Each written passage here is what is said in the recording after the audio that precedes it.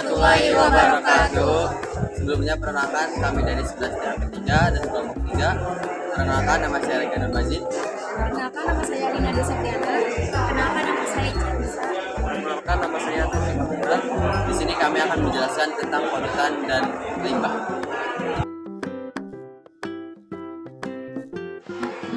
Saya Lina Desetiana akan menjelaskan tentang polutan. Polutan adalah zat yang mampu menyebabkan pencemaran lingkungan.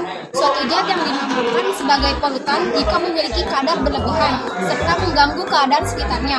Zat tersebut kemudian akan mengakibatkan kerugian pada makhluk hidup. Salah satunya adalah melalui pencemaran udara.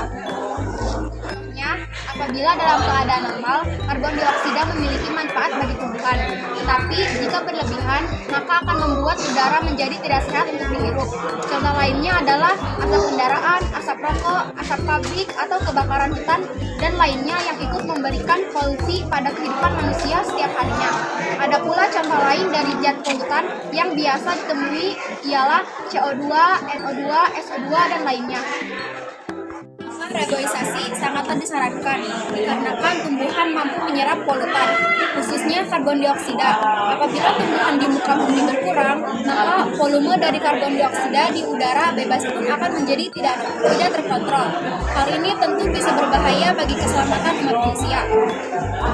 Program vegetasi atau pengedaan ruang terbuka hijau juga perlu lebih digalakan pada setiap penjuru kota di Indonesia. Berbagai macam studi bahkan telah menyimpulkan bahwa vegetasi dapat menyerap karbon dioksida serta dapat menghasilkan oksigen lebih maksimal. Rega Nur Majid, di sini saya akan menjelaskan tentang jenis-jenis polutan. Yang pertama adalah polutan udara. Polutan udara adalah polutan yang terdapat dalam udara seperti asap, gas, dan partikel lainnya yang dapat menyebabkan pencemaran udara. Polutan udara dapat dihasilkan dari aktivitas manusia seperti pabrik, kendaraan motor, dan kebakaran hutan, serta aktivitas alam seperti erupsi gunung dan kebakaran hutan. Pencemaran udara dapat terjadi dikarenakan adanya campuran polutan yang disebabkan oleh tindakan manusia, serta memiliki dampak pada ekosistem alam. Pencemaran udara adalah terjadi suatu proses penurunan kualitas udara dikarenakan masuknya beberapa unsur berbahaya seperti karbon monoksida atau CO2, nitrogen dioksida atau NO2, sulfur dioksida atau SO2, dan unsur lainnya. Terdapat beberapa jenis polutan udara yang memenuhi atmosfer bumi dan perlu diwaspadai. Di antaranya adalah yang pertama, materi partikulat atau PM.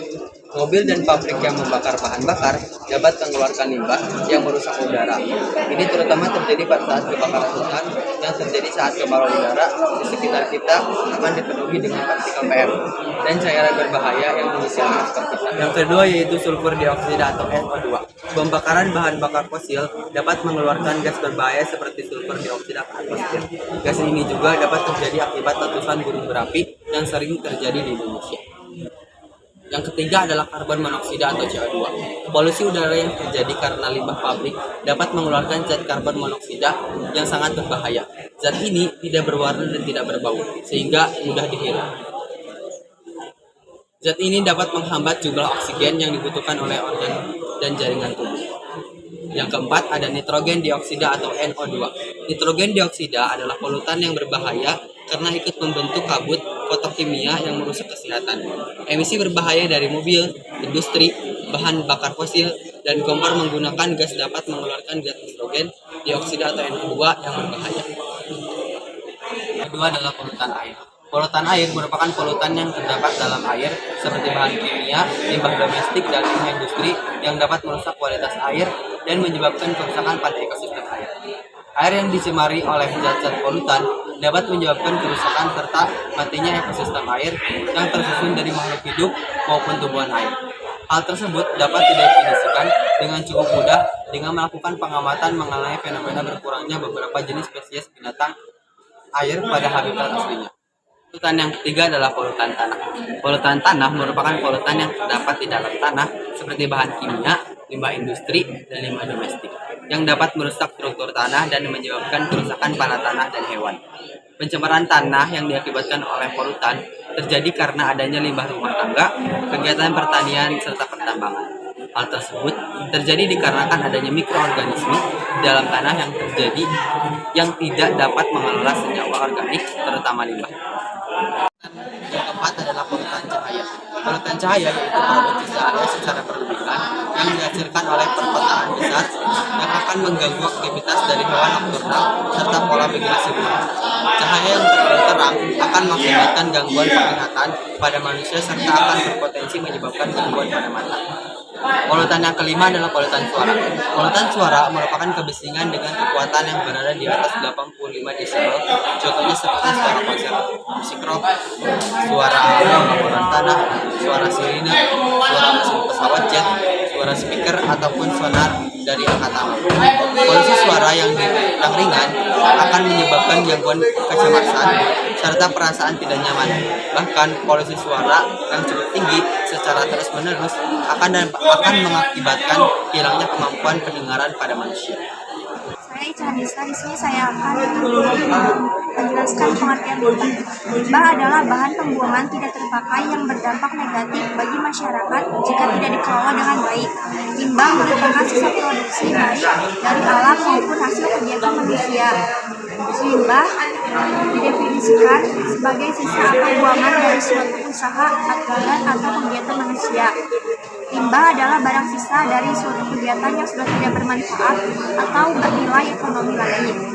Karakteristik limbah memiliki beberapa karakteristik umum, di antaranya berukuran mikro, bersifat dinamis, penyebarannya berdampak luas, dan berdampak jangka panjang.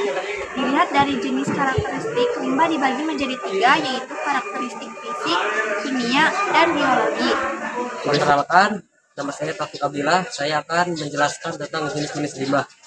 Jenis limbah dibagi menjadi 2, yaitu pengelompokan limbah berdasarkan sumber dan berdasarkan jenis nyawanya. Pengelompokan limbah berdasarkan sumbernya ada limbah domestik yang berasal dari kegiatan rumah tangga dan kegiatan usaha seperti pasar, restoran, dan gedung perkantoran. Lalu limbah industri yang merupakan sisa atau buangan dari hasil proses industri. Kemudian limbah pertanian yang berasal dari daerah atau kegiatan pertanian maupun perkebunan. Limbah pertambangan yang berasal dari kegiatan pertambangan, hasilnya berupa material tambang seperti logam dan batuan.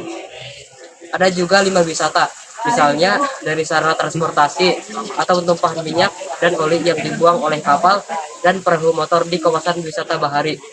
Terakhir, limbah yang berasal dari dunia kesehatan atau limbah medis yang mirip dengan sampah domestik pada umumnya. Obat-obatan dan beberapa zat kimia adalah contoh dari limbah medis.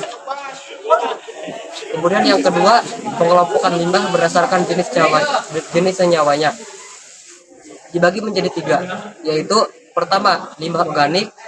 Limbah organik berasal dari makhluk hidup alami dan bersifat mudah membusuk atau terurai. Beberapa contoh limbah organik seperti dedaunan, kulit telur, kulit pohon, kotoran hewan, kotoran manusia, sisa-sisa sayuran, dan tulang hewan. Kemudian yang kedua ada limbah anorganik. Limbah anorganik adalah jenis yang tidak dapat atau sulit terurai dan busuk secara alami oleh mikroorganisme pengurai. Contohnya seperti sisa sabun cuci, sampah kantong plastik, sisa kain yang sudah tidak dapat digunakan, limbah pabrik, limbah minyak, sampah botol plastik bekas minuman, dan sampah dari logam. Yang terakhir ada limbah B3.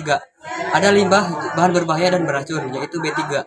Ini adalah jenis limbah yang dapat mencemarkan dan membahayakan lingkungan dan kelangsungan makhluk hidup akibat sifat-sifat senyawanya. Sekian dari kelompok kami, kurang lebihnya mohon maaf. Wassalamualaikum warahmatullahi wabarakatuh.